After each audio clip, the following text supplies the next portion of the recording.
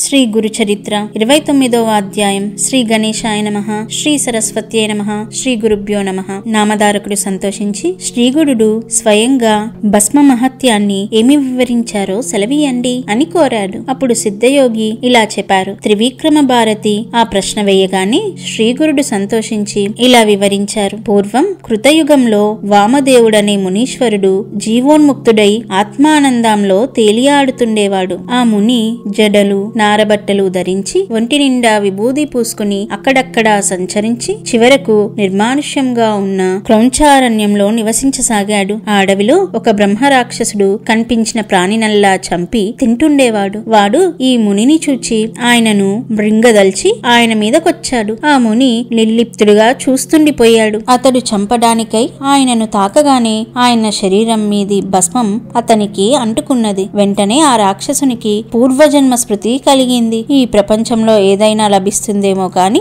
సత్పురుషుల దర్శనం లభించడం ఎంతో కష్టం. అన్ని ఘోరపాపాలు చేసిన ఆ రాక్షసునికి కూడా ఆ ముని యొక్క స్పర్శ తగులగానే అతడి హృదయం శాంతించి విశేషమైన జ్ఞానము ఉదయించింది. అతడు ఆ ముని శ్రేష్ఠుని పాదాలపై పడి, గురుత్తమ, నీవు సాక్షాత్తు భగవంతుడు. మీ కటాక్షం వలన నా పాపాలన్నీ తొలగిపోయాయి, నా పాపపు తలంపులన్నీ ఆగిపోయాయి, నన్ను రక్షించు అని వేడుకున్నాడు. అప్పుడు వామదేవ మహర్షి, నీవెవడవు, నీవి ఈ అడవిలో ఎందుకున్నావు అని అడిగారు. ఆ రాక్షసుడు నమస్కరించి ఇలా చెప్పాడు. స్వామి, మీ దయ వల్ల నాకు పూర్వజన్మలన్నీ గుర్తొచ్చాయి. నాకు 25 జన్మల కిందట ఉత్తమమైన జన్మ లభించింది. అప్పుడు నేను దుర్జయుడు అను పేరుగల్ల యవ్వన రాజును. అప్పుడు నేనెన్నో పాపాలు చేసి ప్రజలకు ఎన్నో బాధలు కలిగించాను. మదోన్మతుడునై పరస్త్రీలనెందరినో చేజిక్కించుకొని మరెందరినో బలాత్కారం చేశాను. తర్వాత వారి ముఖమైనా చూసేవాణ్ణి కాదు, వారి గతేమి పట్టించుకునేవాణ్ణి కాదు. ఒకప్పుడు వాళ్ళందరూ కలిసి నాకు శాపమిచ్చారు. అయినా నేను లెక్క చేయక త్రప్పతాగి ఇంకెందరినో భ్రష్టులను చేశాను. చివరకు నాకు క్షయరోగం వచ్చింది. అప్పుడు నన్ను శత్రురాజులు జయించి నా రాజ్యం ఆక్రమించుకున్నారు. అప్పుడు నేనెన్నో కష్టాలు పడి చివరకు చనిపోయాను. తర్వాత 10,000 సంవత్సరాలు నరకంలో ఘోరమైన బాధలు అనుభవించి తర్వాత 100 సంవత్సరాలు పిశాచమై సంచరించాను. తర్వాత జన్మలో పులిగా జన్మించాను. తర్వాత కొండ చిలువ, తోడేలు, ఊరపంది, కుక్క, నక్క, జింక, కుందేలు, కోతి, గ్రద్ద, కప్ప, కాకి, ఎలుగుబంటు, అడవి కోడి, గ్రుడ్డిగాడిదే, పిల్లి, కప్ప, తాబేలు, కాకి, చేప, పందికొక్కు, గుడ్లగువ్వ, ఏనుగు, పిల్లి అనే 24 జన్మలెత్తి 25వ జన్మలో ఈ విధంగా బ్రహ్మరాక్షసుడునయ్యాను. ఇప్పుడు మీరు నా కంటపడగానే మిమ్ము మృంగాలన్న గర్భాత్రంలో మీ మీదకొచ్చి మిమ్మల్ని తాకగానే నాకు జ్ఞానం కలిగింది. నేను చేసిన పాపాలన్నీ ఒక్కసారిగా తుడిచిపెట్టుకుపోయాయి. ఇక నాకు జన్మరాహిత్యం ప్రసాదించి రక్షించు. నాకేనాటి పుణ్యమో కించిత్తుండడం వలన మీరు నాకు లభించారు. స్పృశించిన మాత్రానే నాకింత జ్ఞానం ప్రసాదించిన మీరు నిశ్చయంగా పరమేశ్వరులే. కాని నా వంటి నికృష్టుడికి ఇంతటి జ్ఞానం ఎలా కలిగిందో తెలుపండి అని ప్రార్థించాడు. అప్పుడు వామదేవుడు, ఇది నా మహిమ కాదు, నా వంటిపైనున్న భస్మం యొక్క మహిమే. దాని మహత్యం పూర్తిగా తెలుసుకున్న వాడే లేడు. సాక్షాత్తు పరమేశ్వరుడే దానిని ధరిస్తాడంటే దాని మహిమ వేరే చెప్పాలా?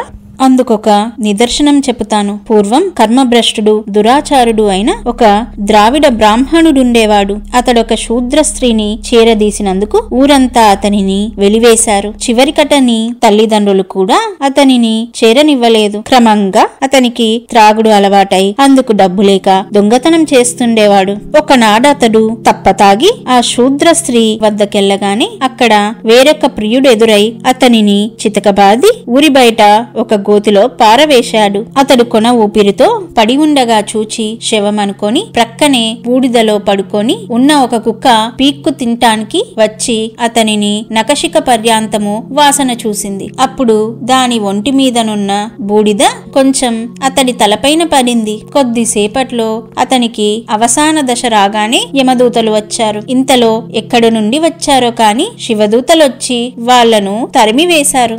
అప్పుడు యమధర్మరాజు అక్కడకు వచ్చి వారిని కారణమడిగాడు. అప్పుడు ఆ శివకింకరులు ఆ శవంపైనున్న విభూది చూపి, విభూది పూసుకున్న వారందరినీ కైలాసానికి తీసుకురమ్మని మా పరమశివుడు ఆదేశించాడు. భస్మం ధరించిన వారి పాపాలన్నీ నశిస్తాయి అని చెప్పారు. కనుకనే ఓ రాక్షసుడా, నేను భక్తితో విభూది ధరిస్తాను అని వామదేవుడు చెప్పాడు. అప్పుడు ఆ రాక్షసుడు, స్వామి, సాక్షాత్తు మీరు ఆ పరమేశ్వరులే. నా పూర్వపుణ్యలేశం వలన మీ దర్శనము, ఈ జ్ఞానము లభించాయి. ఇకనైనా నన్ను ఉద్ధరించు. అంతటి మహత్యం గల ఆ భస్మాన్ని ఏ విధంగా ధరించాలో వివరించు అని వేడుకున్నాడు. వామదేవుడిలా చెప్పాడు. ఒకప్పుడు శివుడు తన గణాలతో కలిసి క్రీడించడానికి మందర పర్వతానికి వచ్చాడు. అచడికి ఇంద్రాది దేవతలు, గంధర్వులు, యక్షులు, కింపురుషులు, సిద్ధులు, సాధ్యులు, వశిష్ఠ, నారదాది ఋషులు, బృహస్పతి మొదలైన వారందరూ చేరారు. అప్పుడు వారి మధ్య సింహాసనం మీద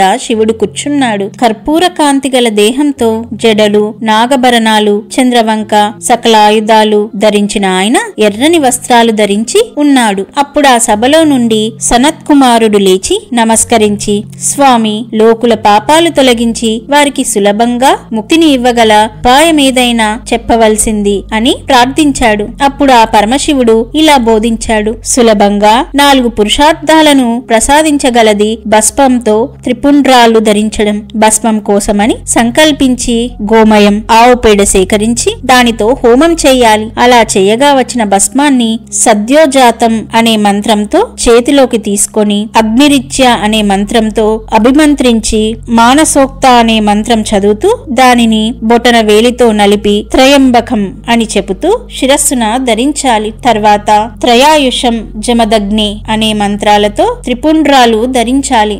ఆ మూడింటిలో ఏ రేఖ కూడా కనుబొమ్మల కొనలు దాటకూడదు. ఆ రేఖలలో మొదటిది, చివరిది, మధ్యమ, అనామిక అనే వేళ్లతో అద్దుకున్నాక అప్పుడు బొటన వేలితో కుడివైపు నుండి ఎడమ పక్కకు మధ్య రేఖ దిద్దుకోవాలి. వీటిలో మొదటి రేఖకు ఆకారము, వర్ణము గార్వపత్న్యాగ్ని, భూతాత్వం, రజోగుణం, ఋగ్వేదం, క్రియాశక్తి, ప్రాతః, సదనము, బ్రహ్మదేవత.